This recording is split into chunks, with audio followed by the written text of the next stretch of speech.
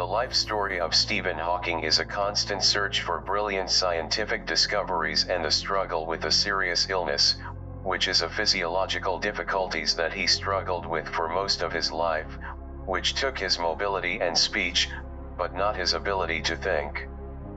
Paralyzed and imprisoned in a tormented body, Stephen Hawking, a victim of amyotrophic lateral sclerosis, ALS, a talented scientist and deep thinker, sat in his electric wheelchair, fully conscious. He could only move 2 fingers of his left hand.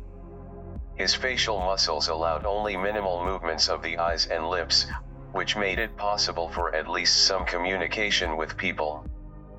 Today the whole world knows him, a slightly bowed head with a broad smile.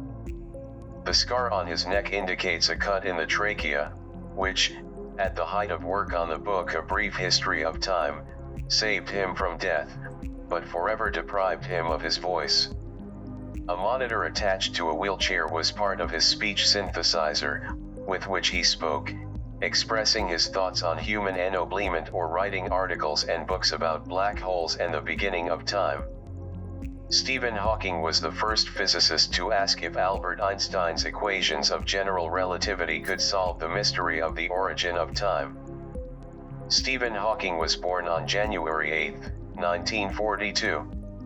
On the same day, the world celebrated a significant date, the 300th anniversary of the death of the Italian astronomer Galileo Galilei. Perhaps this seems like a suitable symmetry. Galileo, often called the father of observational astronomy, was one of Stephen's inspirations throughout his long career as a theoretical physicist and cosmologist.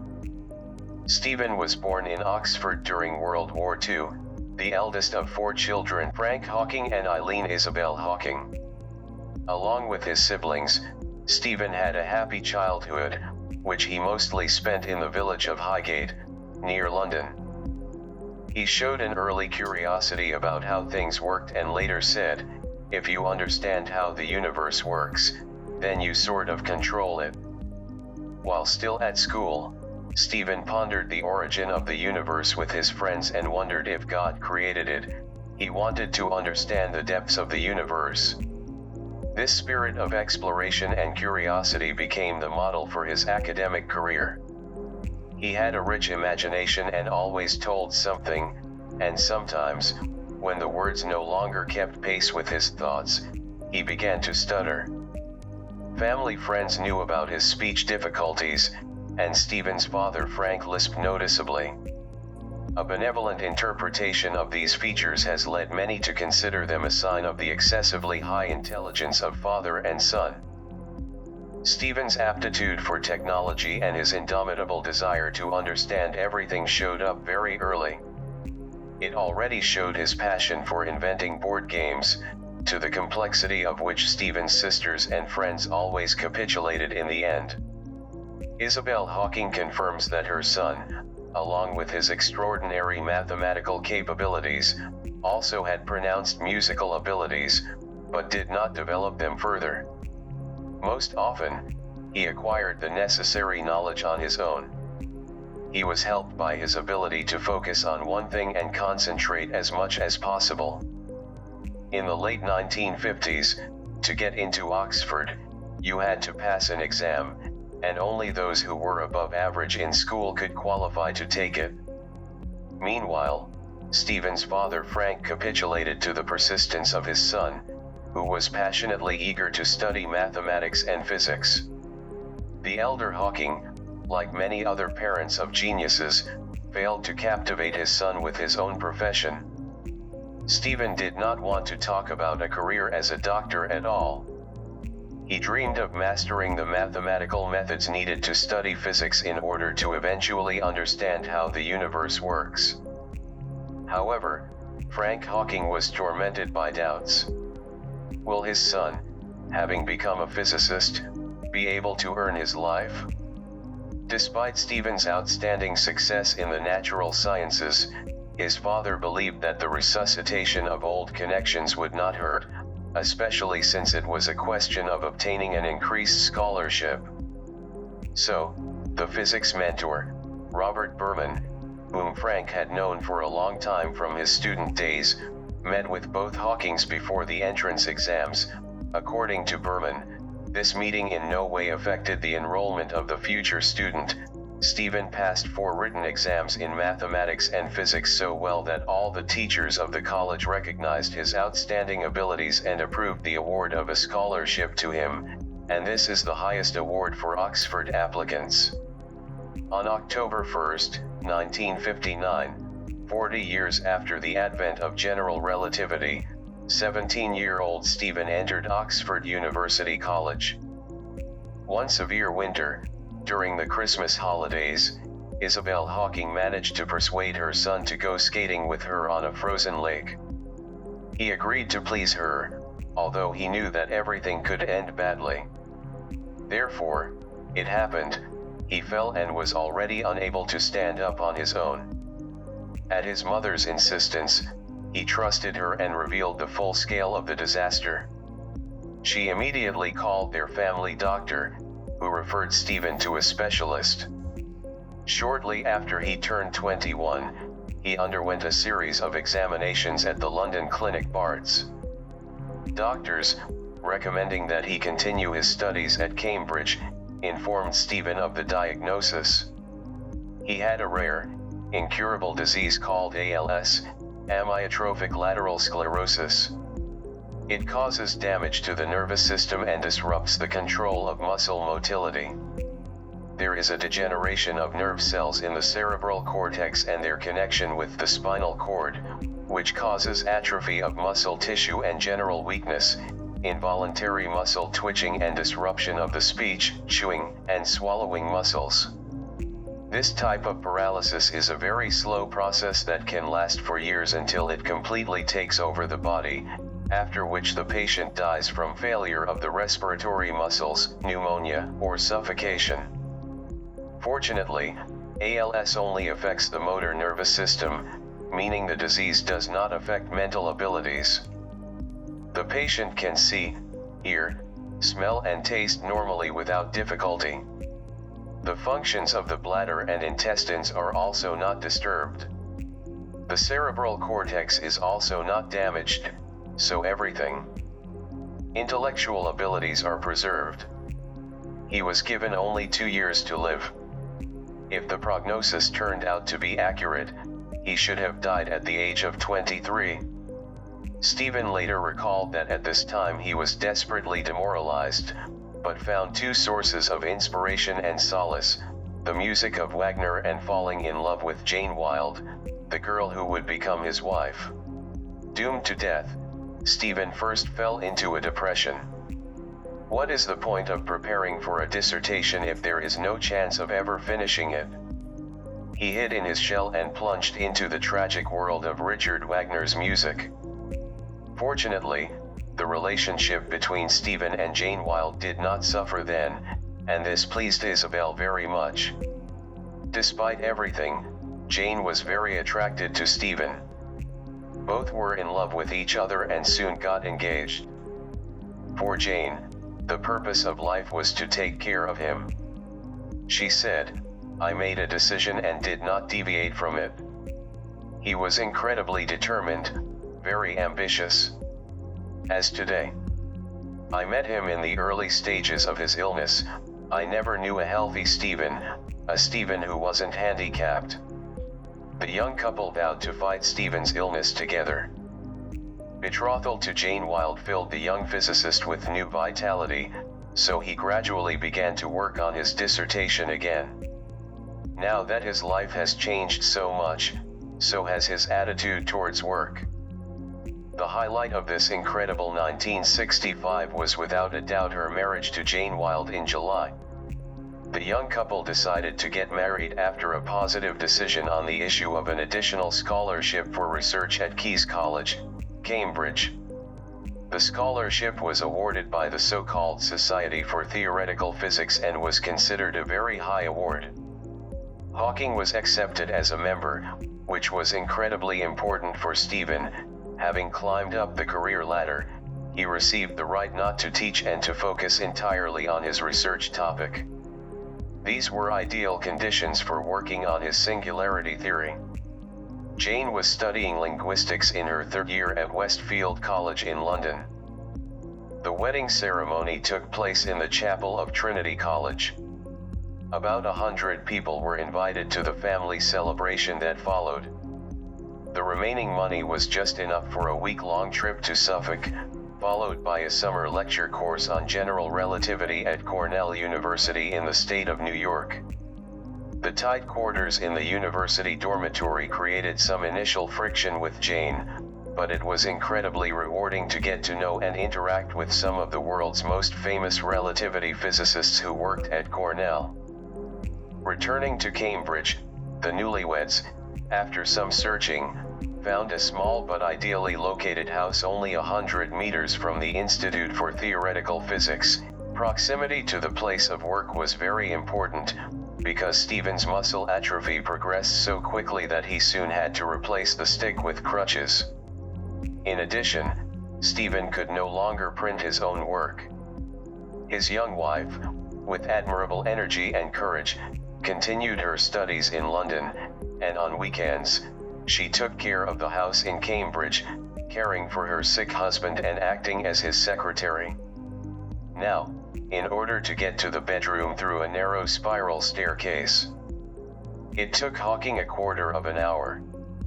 He courageously refused help, which often required great patience from Jane and friends. Otherwise, the Hawking's house was considered a cheerful, hospitable place, where something was constantly happening and there was always Wagner's music. The new youth culture, the songs of the Beatles, the Rolling Stones, which instantly conquered the world, were treated with condemnation here. Jane, having agreed to tie her fate to Hawking, was clearly aware that she had chosen the fate of a workhorse and would probably never be able to teach. Her decision to become Stephen's wife was the dictate of her heart. She knew what she was getting into. However, sometimes it was bitter for her to see how her husband gained respect and fame in scientific circles, and soon earned fame and awards, while she herself, having received a diploma, was doomed to the role of a housewife and nurse. In 1967, maternal concerns were added to everything else, contrary to all forecasts. Despite all the consequences of Stephen's serious illness, the Hawkings had been born a son, Robert. On the background of growing resonant scientific discoveries, hard times have come for Hawking. While the disease progresses, but slowly. He was already used to crutches, but in the late 1960s they had to be replaced by a wheelchair. Stephen resisted for a long time the immobility to which the blow forced him. Friends and family repeatedly discover that he needs wheelchairs. Finally, resigned to the inevitable, he became a consequence of how to extract the discovered benefit from the situation that had arisen. For example, he was immediately convinced that in a wheelchair he could move faster than before. Even unusual forms of dance arose. Stephen, who, before introducing his ALS, was very fond of dancing. Since 1968, Hawking has had his own office at the Institute of Astronomy, where employees are influenced by radio astronomer Simon Mitton impresses with very comfortable working conditions. The institute found in a suburb of Cambridge where Stephen Hawking could not reach in a wheelchair, so he purchased a motorized tricycle for the disabled. The most important thing for him was that his brain functioned flawlessly. It seemed that all the difficulties associated with his illness were insurmountable and made his scientific activity impossible, but his hand tool worked in the optimal mode, so he, despite his physical weakness, did not lose heart. However, one problem tormented him extremely. It was very difficult for him to speak. Stephen could catch only a few close friends and employees, and even then for them it was only to attract attention. If you do not sit directly opposite Stephen and do not follow the movement of his lips, you will not catch anything.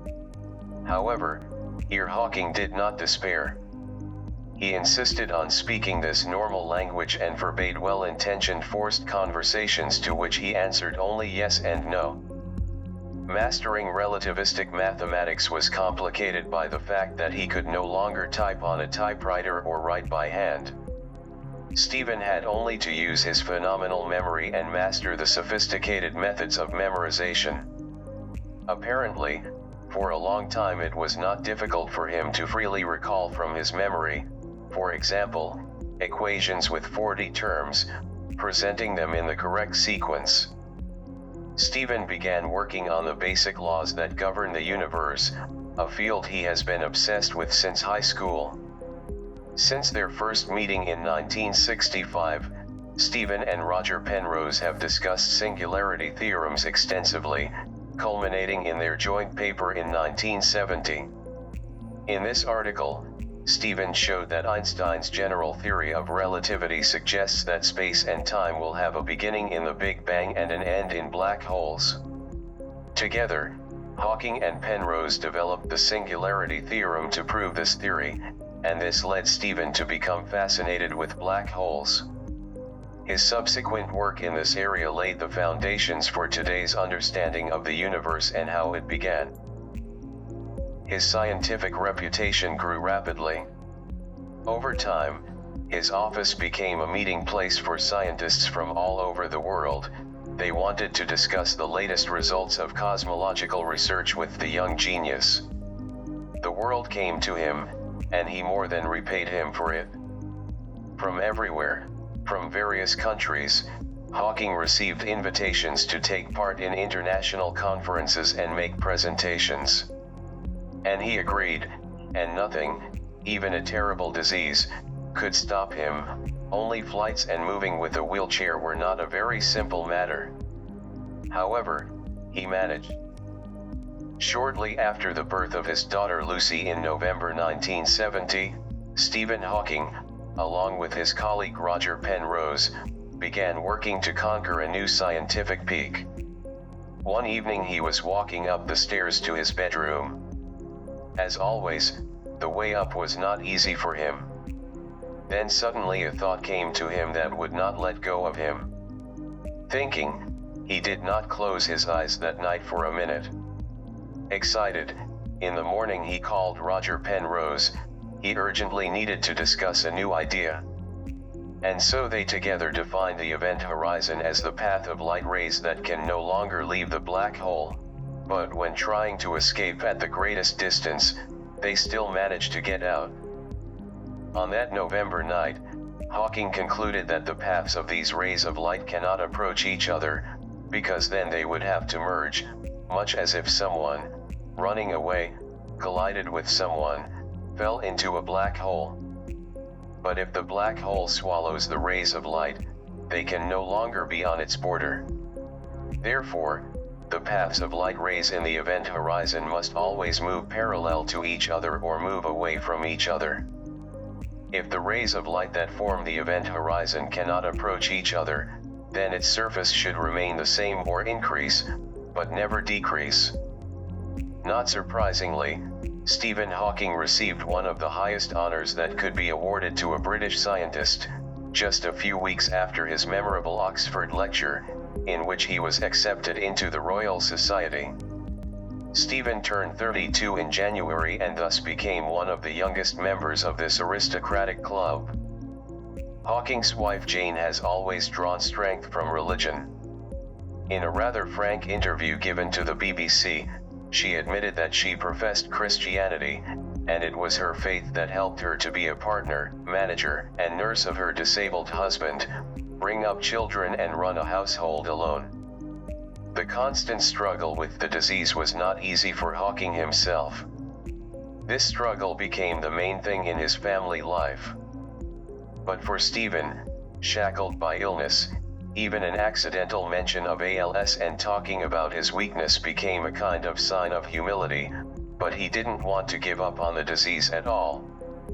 With iron discipline, he tried to do everything on his own as much as possible and to consider his condition as the norm. Stephen and Jane, with their children Robert and Lucy, lived in a spacious basement apartment in a house on the West Road that belonged to the college. Moving in a wheelchair, Hawking got to the institute in 10 minutes. But now it became more and more difficult for him to go to bed and eat on his own. The daily grueling confrontation of a slowly but progressive illness often drove Jane to the point of exhaustion. In the mid-1970s, she realized that she could no longer cope, and then the Hawkings came up with an ingenious solution. They offered one of Stephen's graduate students to live in their house without pay. In return, the new tenant had to help his mentor go to bed and get up. Everything turned out great, and so it continued until the early 1980s. Meanwhile, Hawking's world fame grew, a real rain of honors and awards fell on him.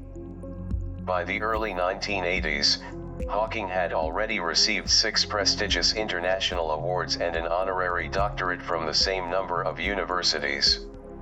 The inspired by Albert Einstein Prize, the closest in prestige to the Nobel Prize in Physics, was awarded to him in 1978.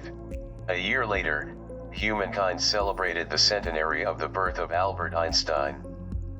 And in the spring of 1979, his third son, Timothy, was born, and in the same year Stephen was appointed to the position of Lucasian Professor of Mathematics at the University of Cambridge. It was a huge honor, especially considering his age. The scientist was then only 37 years old. It is noteworthy that Isaac Newton once had such a rank of academic degree. In the early 1980s, almost paralyzed and confined to a wheelchair, Hawking advanced the farthest along this exciting and adventurous path. With the help of a skillful mathematical technique, he managed to cross the border of Planck time and thereby significantly exceed his colleagues. The latest results of observations say that the universe will expand forever. When Hawking took his first steps in quantum gravity, it seemed that the data, on the contrary, indicated that our world would have a completely different fate. Born from an initial singularity, the universe would expand for a very long time until it reaches a maximum, and then during the reverse process will shrink again and die in a last big collapse. According to this model, time began with the Big Bang and will end with the final collapse. Stephen sought to understand the entire universe scientifically. As he said, "My goal is simple. This is a complete understanding of the universe." The singularity theorems proved by Stephen and Penrose convincingly showed that the universe arose as a result of the Big Bang. But the singularity theorems did not say how the universe began. Rather, they demonstrated something bigger. Einstein's general theory of relativity doesn't work at the moment of the Big Bang, and quantum theory becomes important.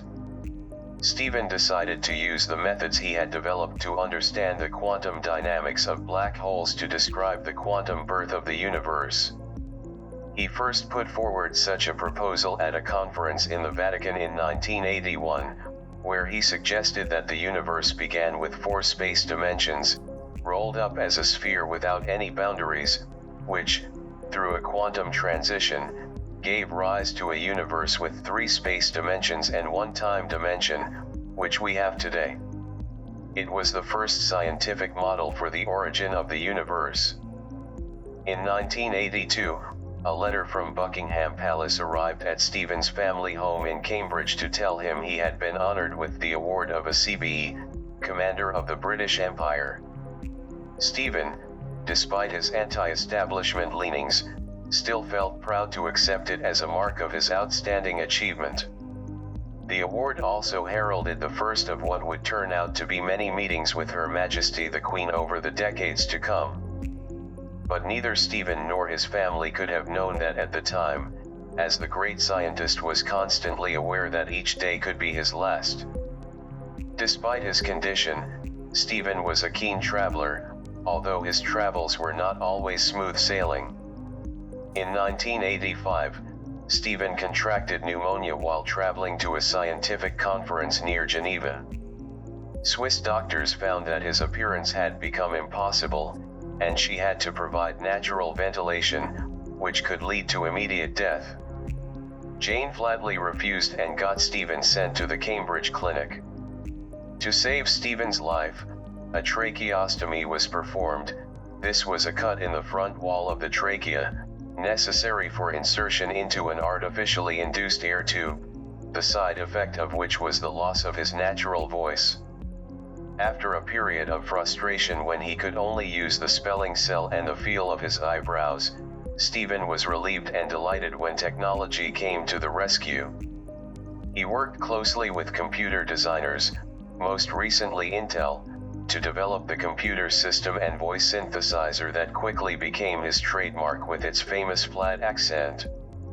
Stephen has learned to be concise, express serious ideas, and speak with very few words. This system, not only 7 books and a number of scientific articles, written and developed for Stephen's own style of dry, irrefutable wit. It was during this period of development that Stephen began work on publishing A Brief History of Time, an idea that first occurred to him in 1982. Stephen Frank Hawking died in 1986. He fell seriously ill while Stephen was recovering from a tracheotomy. They have always been close friends. Deciding to write a book about physics that would be sold in airport bookstores, sharing the excitement of science with a wide audience, Stephen worked on A Brief History of Time for 6 years. His hard work paid off as this book unexpectedly became a bestseller, which also propelled him into an ever-expanding public sphere, generating intense media speculation from time to time. On the cover of Newsweek at the time, he was described as Master of the Universe. Its resounding success led it to the UK bestseller list for a record 4.5 years, being translated into over 40 languages and selling over 20 million copies. Stephen was said to have answered the most fundamental questions of existence. He has always firmly believed that everyone should have a basic understanding of science in this increasingly scientific and technological world, and has dedicated a great deal of time and effort to bringing the general public to science. He also co-authored a series of 6 science adventure novels with his daughter Lucy Hawking to make science interesting and accessible to young readers. Perhaps all this incredible success somehow alienated Stephen from his family, and above all from Jane. A believing Christian, she, as her friends knew, had sometimes scolded her husband lately, reminding him that he is not God. However, the Hawking's friends were very surprised to learn in the spring of 1990 that Jane and Stephen had decided to divorce. None of the former spouses spoke publicly about the reasons for the divorce. Of course, it is absurd to reduce them only to the consequences of Hawking's grandiose fame or to a religious conflict. But it happened. Soon Stephen moved to another apartment, where he settled with Elaine Mason, one of his carers, who would later become his wife after his divorce from Jane. It was she who for many years looked after him during foreign trips and at home, while Jane practically did not take care of her husband at all, spending time with her friends, who were as devoutly religious as she was. After his divorce from Jane, Stephen Hawking again immersed himself in science. He began to work even harder than before. Since then, he almost never talks about his family, about the news in his personal life. Questions concerning this topic he always declined, politely, but very decisively. Marriage with Elaine fell apart, and the couple divorced in 2006. In April 2007, Stephen flew a Boeing 727 in zero gravity to raise public interest in space travel. Stephen was in the air for 2 hours and made 8 weightless dives, allowing him to experience weightlessness and free himself from the frustrating limitations of a wheelchair. One of the most iconic of all images of Stephen shows him floating in zero gravity with a big smile on his face. In 2009, Stephen was awarded the US Presidential Medal of Freedom by President Barack Obama, the highest civilian honor in the United States. Received by very few scholars, it was presented in recognition of his persistence and dedication, which opened new paths and inspired ordinary citizens. In 2013, Stephen received one of 2 breakthrough prizes in fundamental physics for his discovery of Hawking radiation from black holes and for his profound contributions to quantum gravity and the quantum aspects of the early universe. This award was especially valuable to Stephen, as it confirmed his discoveries throughout his life without the need for experimental confirmation, which in this case is very difficult to achieve. When Hawking to be asked why exactly 3 dimensions of space exist, he refers to a concept called the anthropic principle. In accordance with this principle, our world could be represented as a chain of physical interactions that arose with only one goal: to create an intelligent, hydrocarbon-based creature called human, who is looking for an answer to the question of who set and carried out this goal. Even more surprising and vulnerable when considering various models are the boundary conditions for the evolution of bioorganisms, showing how easily this entire filigree, precisely adjusted system of physical constants can be shaken. With any, even the slightest, increase in gravity, which every particle of the universe feels, no galaxies and solar systems with planets suitable for life would arise. Changes in other quantities, such as the mass of protons or the parameter of interactions between quarks, would cause chaos in biomolecules. A universe with more than 4 unfolded dimensions, in turn, for example, would not allow the Earth to rotate stably around the Sun. Greatly increased gravity would either send our planet into the depths of outer space, or throw it at the flaming Sun. However, since all these scenarios clearly do not coincide with our observations, it is obvious that we live in a universe that is quite favorable for us, in which Stephen Hawking and all supporters of the anthropic principle can discuss why our own universe does not always so kind to us. Stephen celebrated his 75th birthday in January 2017, an incredible achievement for a man who was told in 1962 he had 2 years to live. The University of Cambridge marked the occasion with an international conference called Gravity and Black Holes held in July for the mathematical sciences. At the 3-day conference, 20 well-known scientists made presentations. Stephen said at the time, "It was a glorious time to live and do research in theoretical physics. Our picture of the universe has changed a lot in the last 50 years, and I'm happy if I made a small contribution." Moreover, he said he wanted others to feel his passion for understanding the universal laws that govern us all. "I want to share my excitement and enthusiasm for this quest. So remember to look at the stars and not at your feet. Try to make sense of what you see and ask yourself what makes the universe exist. Be curious, and no matter how difficult life may seem, there is always something you can do and excel at. It's important that you don't give up."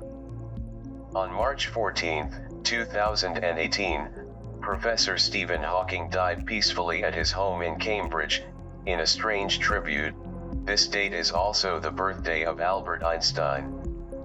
At the private funeral in Cambridge, the streets thronged with admirers and fans who saw Stephen as very much one of their own. His ashes are interred next to Sir Isaac Newton and Charles Darwin. The words on Stephen's gravestone are a direct translation from the Latin of those on Isaac Newton's grave: "Here lies what was mortal of." Stephen Hawking was the most recognizable scientist of our time. His life has fascinated people for decades and to this day. He spent years searching for a unified theory that describes our universe. Despite his illness, he was one of the great popularizers of science, passing on his ideas to millions. Having lived most of his life in anticipation of an early death, for Stephen Hawking, time is always precious. He was a genius whose mind comprehended of the universe. Thank you for watching. Subscribe on channel and see you soon in next video.